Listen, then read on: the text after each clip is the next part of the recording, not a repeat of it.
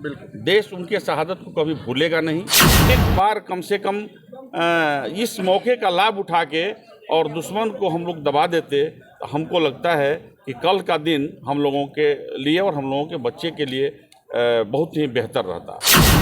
पार्टियां सिर्फ सरकार चलाती हैं और हमारे शहीद सबकी रक्षा करते हैं। शहीद का दर्जा उनका शहीद होने के बाद उनको नहीं मिलना, ये एक दुखद क्षण है। के नेता अनवर साहब के साथ है सब लोग पहुंचल भाई जी और अरुआ सबके बता दी कि विगत दिन राम बाबू सिंह के जौन शहीद होके के सूचना मिलल और जौन बॉर्डर पर जौन बात उनकी सूचना मिलल कि वहाँ के शहीद हो गए बनी तमाम पक्ष विपक्ष के लोग पहुंचता वहाँ के दरवाजा पर और सब लोग श्रद्धांजलि देता और परिवार के लोग से मिलकर जौन बात उनकी संतावना भी व्यक्त करता। अशोक बाबू बानी गोरियाकोटी विधानसभा क्षेत्र से पहुंचल बानी और यहाँ के कांग्रेस के नेता बानी का कहे भी जो घटना घटल बा लगातार, हालांकि पक्ष और विपक्ष के तमाम लोग नेता लोग पहुंचता और तमाम लोग ये एक बात कहता कि जौन उचित बा जौन परिवार के मिले के चाहिए, चाहे जौन शहीद के दर्जा जौन नहीं मिलल एक खातिर भी लगातार विपक्ष भी प्रयास कर रहा है कि राम बाबू सिंह के शहीद के दर्जा मिले के चाहिए। का देखिए, राम बाबू जी का जो शहादत हुआ है इसमें तो कोई न पक्ष है न विपक्ष है,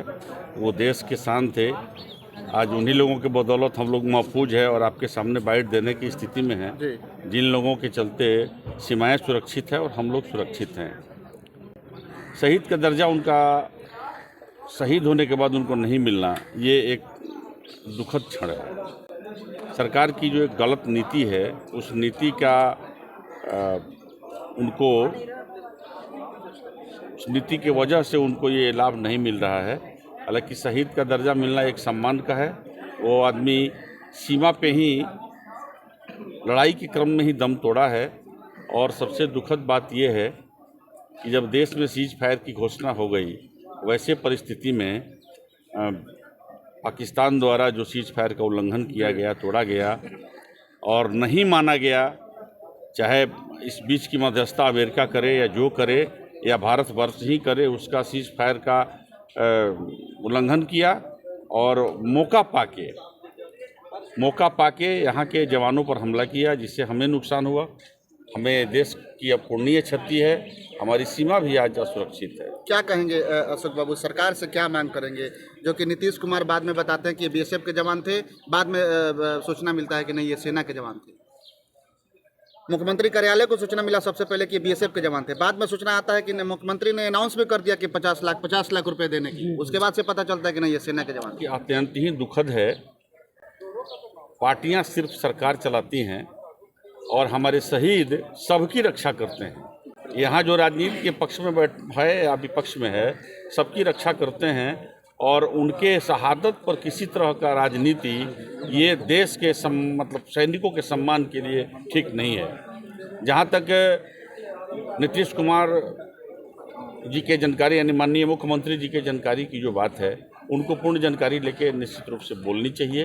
भारत सरकार को भी खासा ध्यान देना चाहिए, क्योंकि इस युद्ध में जैसा हम लोग देख रहे थे, देश भी तैयार था, सेना भी तैयार थी और एक मौका था कि जो रोज हम लोग पाकिस्तान का जो दंश झेल रहे हैं, एक बार समाप्ति कर दिया। एक बार कम से कम इस मौके का लाभ उठा के और दुश्मन को हम लोग दबा देते तो हमको लगता है कि कल का दिन हम लोगों के लिए और हम लोगों के बच्चे के लिए बहुत ही बेहतर रहता। क्या लगता है अशोक बाबू, शहीद का दर्जा मिलेगा राम बाबू सिंह को? हम लोग इस चीज़ के लिए, जैसे आज तारिक अनवर साहब जो भारतीय राष्ट्रीय कांग्रेस के महासचिव भी हैं और सदन के सदस्य भी हैं, उन्होंने हम लोगों के समक्ष ही आश्वासन दिया कि मैं पुरजोर तरीके से इस चीज़ को सदन में उठाऊंगा और प्रयास करूंगा सरकार पर दबाव बना के कि राम बाबू को शहीद का दर्जा मिले। और सरकार अगर इस मामले में कहीं कमज़ोर पड़ रही है तो हम लोगों के दबाव में आके शहीद का दर्जा दे। उनकी पत्नी से बात हुआ, राम बाबू सिंह जी के पत्नी से बात हुआ, उन्होंने बताया कि अब तक सरकार की तरफ से कोई भी किसी भी प्रकार का मदद हम लोग को नहीं मिल पाया। ये भी दुखद है। सरकार को आगे बढ़ चढ़ के इस पर पहल करना चाहिए, क्योंकि उनके शहादत का हिसाब तो देश रखेगा। देश उनके शहादत को कभी भूलेगा नहीं और हमको लगता है कि देश जिस दिन राम बाबू जी के शहादत की सूचना मिली थी, हम लोगों के जब मतलब क्षेत्र में ही नहीं, क्षेत्र के बाहर से भी लोगों की आंखें नम थी और सभी ने उनके शहादत को सलाम किया है और एक स्वर से कहा है कि आपकी शहादत यूं जाया नहीं जाएगी, ये कोई न कोई रंग लाएगी, चाहे सरकार को पीछे हटना पड़े, कानून में परिवर्तन करना पड़े, जो हो आपको शहीद का दर्जा भी मिलेगा और राष्ट्रीय सम्मान भी मिलेगा जिसके आप हकदार हैं।